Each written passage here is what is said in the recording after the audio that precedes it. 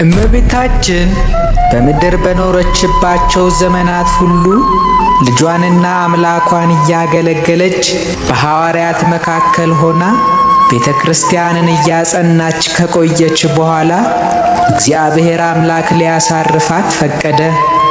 ጥር 21 ቀን አምላክና ልጇ ጌታችን መድኃኒታችን ኢየሱስ ክርስቶስ በአእላፍ መላእክት ታጅቦ መጣ።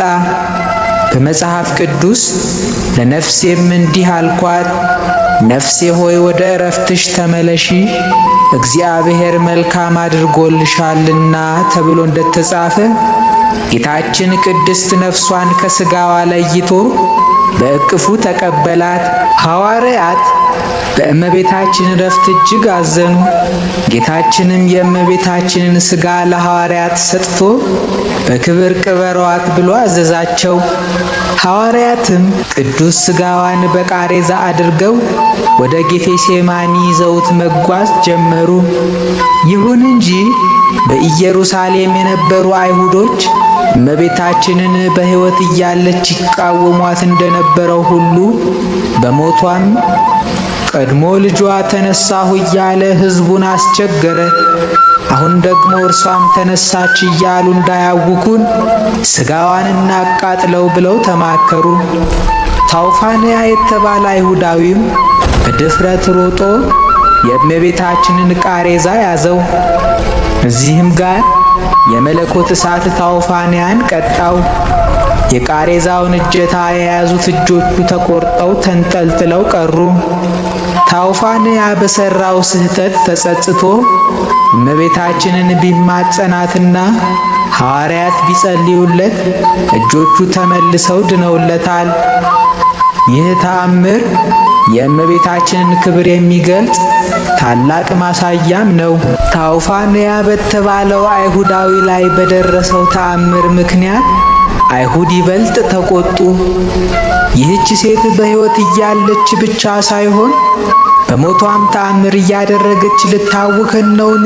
በማለት ሥጋዋን ነጥቀው ለማቃጠል በድጋሚ ተነሱ። በዚህ ጊዜ የእግዚአብሔር ድንቅ ሥራ ተገለጠ።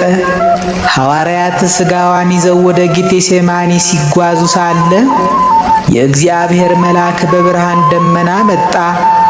ጌታችን መድኃኒታችን ኢየሱስ ክርስቶስም ወረደና የእመቤታችንን ቅዱስ ሥጋ ከሐዋርያው ቅዱስ ዮሐንስ ጋር በደመና ነጥቆ ወደ ገነት ወሰደው። ሐዋርያው ቅዱስ ዮሐንስ ይህንን ታላቅ ምስጢር እንዲያይ የተመረጠው ጌታችን በመስቀል ላይ ሳለ እነኋት እናትህ ብሎ አደራ ሰጥቶት ስለነበርና እርሱም በንጽሕና ይጠብቃት ስለነበር ነው። ቅዱስ ሥጋዋ በገነት በዕፀ ሕይወት በሕይወት ዛፍ ስር እንዲያርፍ ተደረገ። በዚያም መላእክት እያመሰገኑና እያጠኑ ይጠብቁት ጀመር። በዚህ ጊዜ በምድር ላይ የቀሩት ሐዋርያት እጅግ አዘኑ። የእመቤታችንን ሥጋ ሊቀብሩ ሲሉ በመነጠቃቸው እመቤታችንን ሳንቀብራት እንቀራለንን ብለው በሐዘን ተሞሉ። በኢየሩሳሌምም ተሰባስበው ቆዩ። ቅዱስ ዮሐንስ ከገነት ሲመለስ ሁኔታውን ነገራቸው። ሐዋርያትም ዮሐንስ ያየውን ክብር እነርሱም ለማየት የእመቤታችንን ሥጋ ተቀብለው በክብር ለመቅበር ዮሐንስ ያየውን እኛም ሳናይ አንቀርም ብለው በልባቸው ጽኑ ፍላጎት አደረ። ይህ ሐሳባቸውና ጸሎታቸው ነው ወደ ጾምም የመራቸው። ሐዋርያው ቅዱስ ዮሐንስ እመቤታችን በገነት በዕፀ ሕይወት ስር በክብር መቆየቷን ለሐዋርያት እንደነገራቸው ሐዋርያትም ይህንን ሲሰሙ በመንፈሳዊ ቅናት ተነሳሱ። ዮሐንስ የእመቤታችንን ሥጋ አይቶ እኛ እንዴት ሳናይ እንቀራለን? ልጇን በሥጋ እንደወለደችው ሁሉ እኛንም በጸጋ እናታችን ናትና ሥጋዋን አሳይቶ ለበረከት ሊያድለን ይገባል በማለት ተማከሩ። ይህንን ሰማያዊ ምስጢርና የእመቤታችንን ቅዱስ ሥጋ ለማየት የሚቻለው ደግሞ በጸሎትና በጾም እንደሆነ ተረዱ። ጌታችን በወንጌል ይህ አይነት ጋኔን ግን ከጸሎትና ከጾም በቀር አይወጣም በማለት እንዳለው ሁሉ ለታላላቅ ምስጢራት መገለጥ ጾም ዋነኛ መሳሪያ መሆኑን ያውቁ ነበር። በዚህም ምክንያት ሐዋርያት በአንድ ልብ ሆነው ነሐሴ 1 ቀን ጾም ጀመሩ። ይህ ጾም በቤተ ክርስቲያን ታሪክ የመጀመሪያው የፍልሰታ ጾም ተብሎ ይታወቃል። ሐዋርያት ለ2 ሳምንታት ለ14 ቀን እያለቀሱ እየሰገዱና እየጾሙ እግዚአብሔርን ለመኑ። በ14ተኛው ቀንም ጌታችን የለመኑትን ልመና ሰማቸው። የእመቤታችንን ቅዱስ ሥጋ በደመና ጭኖ መላእክትን አስከትሎ ወደ ሐዋርያት መጣ። ሐዋርያትም የእመቤታችንን ሥጋ በክብር ተቀበሉ። እዚህም ጋር አንድ ትልቅ ምስጢር ተገለጠ። ሐዋርያትም ሥጋዋን የተቀበሉት ለመቅበር ነበር። ጌታችንም ሥጋዋን ሰጥቷቸው በክብር ቅበሯት አላቸው። ሐዋርያትም በታላቅ ዝማሬና ምስጋና ወደ ጌቴሴማኒ በመውሰድ በክብር ቀበሯት። ሐዋርያት ነሐሴ 14 ቀን የእመቤታችንን ቅዱስ ሥጋ በጌቴሴማኒ በክብር ቀበሩት። ሆኖም ግን እንደ ልጇ እንደ ጌታችን እንደ መድኃኒታችን ኢየሱስ ክርስቶስ ሁሉ ሞት እርሷን ይዞ ሊያስቀራት አልቻለም።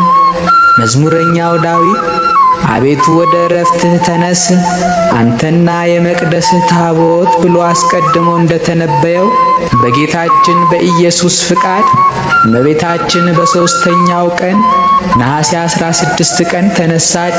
ይህ ታላቅ ምስጢር ሲከናወን ግን ከ12ቱ ሐዋርያት አንዱ የሆነው ቅዱስ ቶማስ በቦታው አልነበረም። እርሱ በህንድ አገር በስብከተ ወንጌል ላይ ነበረ። ስብከቱን ጨርሶ በደመና ተጭኖ ወደ ኢየሩሳሌም ሲመለስ እመቤታችን በታላቅ ክብርና ብርሃን መላእክት እያመሰገኗት ወደ ሰማይ ስትወጣ አየ። ቅዱስ ቶማስ ይህንን ሲያይ እጅግ ደነገጠ፣ አዘነም። ቀድሞ የልጅሽን ትንሣኤ ሳላይ ቀረሁ፣ አሁን ደግሞ የአንቺን ትንሣኤ ሳላይ ልቀር ነውን? ብሎ በሐዘን ከደመናው ሊወድቅ ተቃረበ። እመቤታችንም አጽናናችው። ቶማስ ሆይ አትዘን፣ አይሁድ በክፋታቸው ሥጋዬን እንዳያቃጥሉ ልጄ ኢየሱስ በገነት አቆይቶኝ ነበር። ዛሬ ደግሞ ተነስቼ ወደ ልጄ እየሄድኩ ነው አለችው። ለሌሎቹ ሐዋርያትም ትንሣኤዋን እንዲነግራቸው ምልክት ይሆነው ዘንድ ስትቀበር የተገነዘችበትን ሰበን ወይም መግነዝ ሰጥታው በክብር አረገች። ቶማስም ኢየሩሳሌም ደርሶ ሐዋርያትን አገኛቸው። እነርሱም ቶማስ ሆይ የእመቤታችንን ሥጋ ቀበርናት ብለው በደስታ ነገሩት። እርሱ ግን ምስጢሩን ደብቆ ሞት በጥር በነሐሴ መቃብር እንዴት ይሆናል? አላምንም አላቸው። ሐዋርያትም እንዴት አታምንም ብለው ተከራከሩት። በመጨረሻም ሄደው መቃብሯን ቢከፍቱት ሥጋዋን አጡት። ሐዋርያትም ደነገጡ። በዚህ ጊዜ ቅዱስ ቶማስ አይዟችሁ፣ አትደንግጡ፣ እመቤታችንማ ተነስታለች ብሎ ያገኘውን ሰበን ወይም መግነዝ አሳያቸው። ሐዋርያትም ሰበኑን ተካፍለው ለበረከት ወሰዱት። ዛሬ በቤተ ክርስቲያን ካህናት በእጃቸው የሚይዙት የእጅ መስቀል ላይ ያለ ሰበን የዚያ ምሳሌ እንደሆነም ይነገራል። ቅዱስ ቶማስ የእመቤታችንን ትንሣኤ አይቶ መግነዙን ይዞላቸው ከመጣና ምስክሩን ካሰማቸው በኋላ ሐዋርያት በታላቅ ደስታ ተሞሉ። ሆኖም ግን በቅዱስ ቶማስ ልብ ውስጥ የነበረው ቅዱስ ቅናት አሁን ደግሞ ወደ ሌሎች ሐዋርያት ተጋባ። ቶማስ አይቶ እኛ እንዴት ሳናይ እንቀራለን? ቶማስስ በአየር ላይ አያት፣ እኛስ ፊት ለፊት አይተን ለዓለም ምስክር መሆን አይገባንምን? በማለት ተነጋገሩ። ጌታችን መድኃኒታችን ኢየሱስ ክርስቶስም ሐዋርያቱን ለዓለም ሁሉ ምስክሮች እንዲሆኑ ስለመረጣቸው ይህንን የታላቋን እናቱን ትንሣኤና ዕርገት ምስጢር እንዲያዩ ይፈቅድላቸው ዘንድ በዓመቱ ነሐሴ 1 ቀን በድጋሚ ጾም ጀመሩ። ይህ በዓመቱ የጾሙት ጾም ዛሬ እኛ ጾመ ፍልሰታ ብለን የምንጾመው ዋነኛው ጾም ነው። ሐዋርያት ከነሐሴ 1 እስከ ነሐሴ 15 ቀን ድረስ በአንድነት ሆነው በጾምና በጸሎት ተጉ። ነሐሴ 16 ቀን ጌታችን መድኃኒታችን ኢየሱስ ክርስቶስ ጸሎታቸውን ሰማ። በዚያን ዕለት ጌታችን እመቤታችንን ይዞ መላእክትን አስከትሎ መጣ። ቅዱስ ጴጥሮስን፣ ቅዱስ እስጢፋኖስን ቀዳሽ አድርጎ ሰማያዊ ቅዳሴን ቀደሰ። ሐዋርያትም ከጌታ እጅ ቁርባንን ተቀበሉ። በዚህ ጊዜ እመቤታችንን በታላቅ ብርሃንና ክብር ከመላእክት በላይ ከፍ ብላ በትንሣኤ ተነስታ አዩአት። ይህ ክስተት ፍልሰታ ይባላል። ፍልሰታ ማለት ከአንድ ቦታ ወደ ሌላ ቦታ መሸጋገር ማለት ነው። እመቤታችን ከምድር ወደ ሰማይ፣ ከመቃብር ወደ ገነት፣ ከሞት ወደ ሕይወት መሸጋገሯን የሚገልጽ ታላቅ ምስጢር ነው። ሐዋርያትም ይህንን ካዩ በኋላ በምስክርነታቸው ጸኑ። ለዓለምም እመቤታችን እንደ ልጇ ተነስታለች፣ አርጋለች ብለውም ሰበኩ። ፍልሰታ የሚለው ቃል ከአንድ ሀገር ወደ ሌላ ሀገር መሄድ፣ መሸጋገር፣ ከአንድ ቦታ ተነስቶ ወደ ሌላ ቦታ መሄድ ማለት ነው።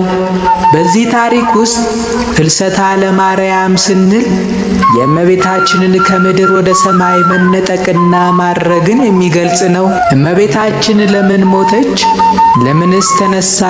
ለሚለው እመቤታችን ምንም እንኳን ንጽሕትና ቅድስት ጸጋን የሞላባት ብትሆንም እንደ ማንኛውም የሰው ልጅ ከአዳም የተገኘች በመሆኗ የሰው ልጅ ሁሉ የሚቀምሰውን ሞት መቅመስ ነበረባት። ሰው ሁሉ አንድ ጊዜ ሊሞት ከዚያም በኋላም ፍርድ ሊመጣበት ተወስኖበታል እንደሚል እርሷም የሰው ልጅነቷን ወይም ሰብአዊነቷን ለማረጋገጥ ሞተች። መዝሙረኛው ዳዊትም ቅዱስህንም መበስበስን ያይ ዘንድ አትተወውም ብሎ እንደተናገረ የእግዚአብሔር ማደሪያ የሆነችው ቅድስት ድንግል ማርያም ሥጋዋ በመቃብር ሊበሰብስ አይገባው ነበር። እርሷ የሕይወት እናት ናትና ሕይወት በሆነው ልጇ በኢየሱስ ኃይል ተነሳች። የመጀመሪያዋ ሔዋን በሰራችው ስህተት ምክንያት ሞት ወደ ዓለም ገባ። ዳግሚት ሔዋን ድንግል ማርያም ግን ሕይወት የሆነው ኢየሱስ ክርስቶስን ወልዳ የሞትን ሥልጣን ድል የምንነሳበትን መንገድ አሳየችን። ፍልሰታ የእመቤታችን ብቻ ሳይሆን የሰው ልጅ ሁሉ ወደ ሰማያዊው ቤት የመመለሱ ተስፋ ምልክት ነው ይላሉ። ነሐሴ ወር የእመቤታችን በረከት የሚፈስበት ወር ነው።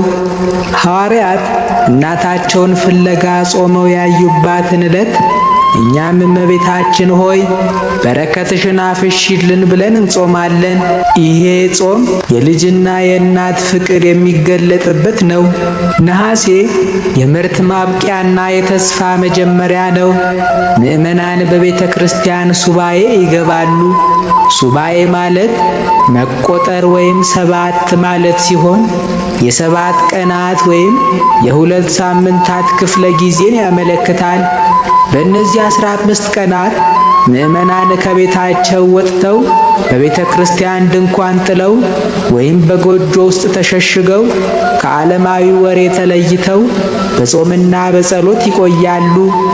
ይህ ሥርዓት በኢትዮጵያ ለዘመናት የጸና የቅድስና ባህል ነው። ነሐሴ 1 ቀን ጾሙ ሲጀመር ምድሪቱ ዝናብን ጠጥታ ፍሬ እንደምትሰጥ ነፍስም የፍልሰታን ጾም ጾማ የእመቤታችንን በረከት ትቀበላለች።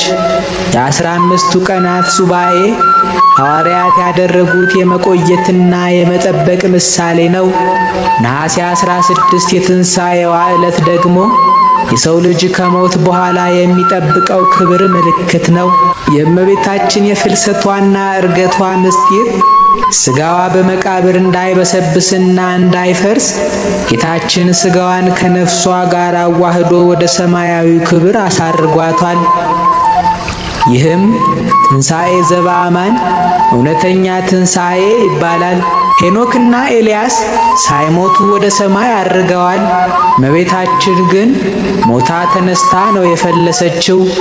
ይህ የሆነው ለምንድነው ቢሉ እርሷ እንደ ሄኖክና ኤልያስ ሳይሞቱ ብታርግ ኖሮ መለኮት ናት የሚሉ መናፍቃን ይነሱ ነበር። ስለዚህም ሰው መሆኗን ለማሳየት ሞተች። የአምላክ እናት መሆኗን ለማሳየት ደግሞ ተነስታ አረገች፣ ፈለሰች። ፍልሰታ ከልጇ ትንሣኤ ጋር ይመሳሰላል፣ ነገር ግን እጅግም ይለያያል። ጌታችን ኢየሱስ ክርስቶስ የተነሳው በገዛ ሥልጣኑ ነው። እመቤታችን ግን የተነሳችው በልጇ ሥልጣንና ፈቃድ ነው። የፍልሰታ ጾም ይህንን ታላቅ ድል የምናስብበት ነው።